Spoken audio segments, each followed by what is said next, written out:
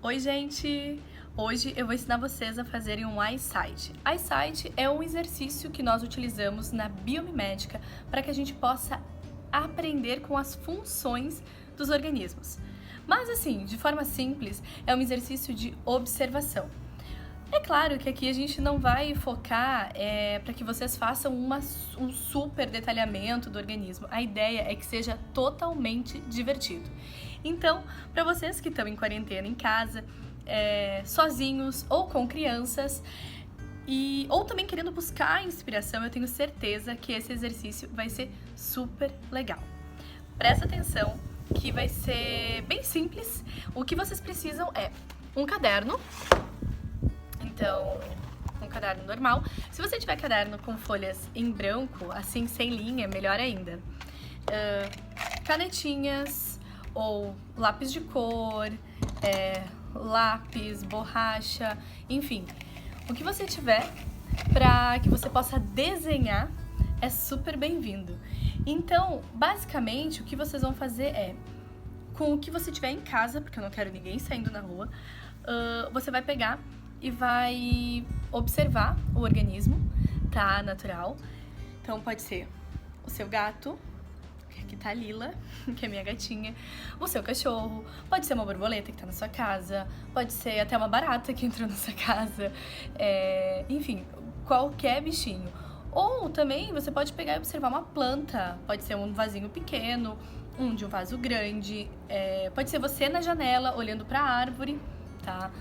Claro que o mais legal é que esse organismo esteja o mais próximo de você possível para que você possa, de fato, observar, sabe? Olhar os detalhes. E aí fica muito mais divertido. Porque quando você vê os detalhes, você consegue, de fato, minuciar tudo que esse organismo tem de estratégia para que essa estratégia corresponda a alguma função. E você não precisa ser biólogo para fazer isso, tá?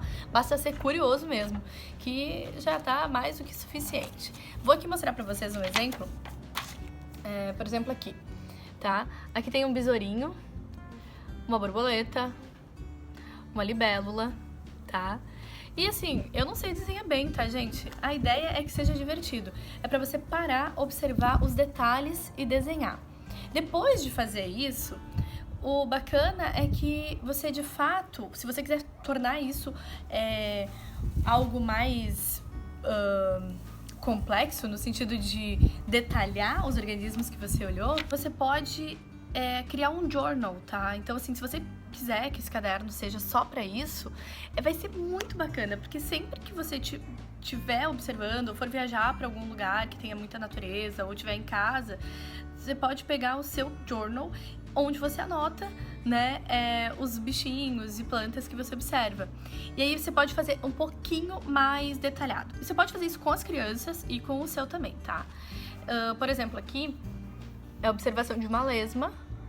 Então eu desenhei a lesma aqui, é aquela banana slug, né?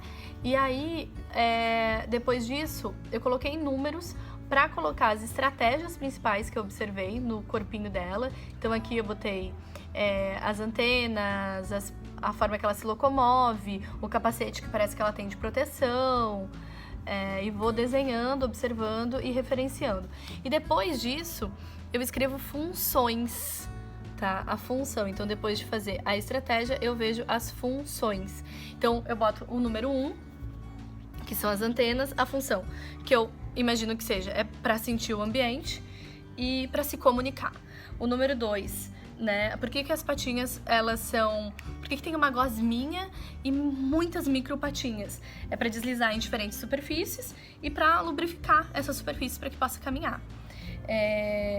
As anteninhas, o capacetezinho que eu observei, é para proteger as antenas e a cabeça, e assim por diante. Então, o que significa isso? Significa que você não precisa ser biólogo, você não precisa ser naturalista, não precisa ser um super expert para fazer esse tipo de observação. Você só precisa ser curioso mesmo e tomar o seu tempo para observar, tá bom? E é muito legal porque o que acontece? Depois que você começa a fazer isso, você se torna um curioso. E quanto mais curioso você é, mais coisas você descobre.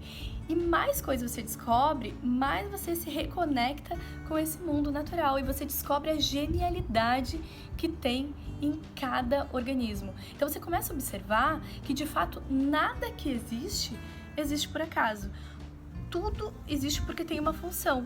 Ah, e aí você vai dizer, mas não tem nenhuma planta na minha casa, não tem nenhum bichinho. Tudo bem, pega a sua mão e observa. O seu braço, os pelinhos, a pele, sabe? Comece a ser mais curioso. As crianças, elas têm uma característica que é muito bacana, que elas são curiosas sobre as coisas. Elas perguntam, por que é assim? Por que é daquele outro jeito? E a gente entrou num momento que a gente acha que a gente já sabe tudo, então a gente não precisa observar mais nada. E o legal é a gente reconectar. E para reconectar a gente precisa observar, a gente precisa voltar a ser curiosa, a gente precisa voltar a ver beleza nesses pequenos detalhes. E aí, a grande sacada é que geralmente quando a gente começa a observar, a gente começa a aprender com a genialidade de todos esses organismos, que é o princípio básico da biomimética. Você reconectar, biologizar e traduzir essa função biológica para uma função industrial, mas aí é um pouco mais complexo. A ideia aqui é que apenas você consiga se distrair e se reconectar com a natureza. Você, seus filhos, enfim, seus amigos, né, compartilhar os journals, enfim. É bem divertido, dá um tempo para a cabeça. E tenho certeza que vai ser uma reconexão, uma redescoberta deste mundo natural que é tão incrível, né? E que nós somos parte também. E tem uma dica super legal também para quem curtir fazer os journals, que é The Illustrated Companion of Amazing Animal Facts, tá? Que é um livro em inglês. Esse daqui eu comprei nos Estados Unidos, mas eu imagino que você consiga comprar ele pela Amazon, tá? E é super bacana porque, assim, ele tem como se fosse um journal mesmo, tá? Aqui, por exemplo, o beija-flor com umas florzinhas, e aí faz uma observação do tipo, os beija-flores, eles batem as asas mais de 200 vezes por segundo, isso toma tanta energia que eles precisam comer mais de 8 vezes do que o tamanho, né, do que o peso do que o próprio peso deles. Então, o que eles precisam comer para conseguir bater as asas né, com essa força é 8 vezes o próprio tamanho, tá? Então eles comem bastante. Os seus ovos são menores do que ervilhas. Eles são os únicos pássaros que podem voar para trás. E os seus pés são tão pequenos que eles não podem encostar no chão.